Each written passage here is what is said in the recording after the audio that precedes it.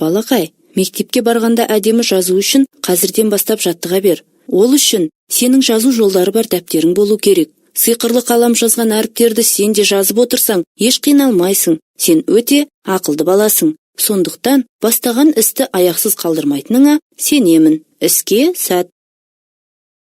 Әліпбидің А тұрады басында демекші. Мынау А дыбысы. Айтып көрші. А. Бұдан ата, ана, алма, алмұрт, аю деген сөздер басталады. Ата, ана, алма, алмұрт, аю.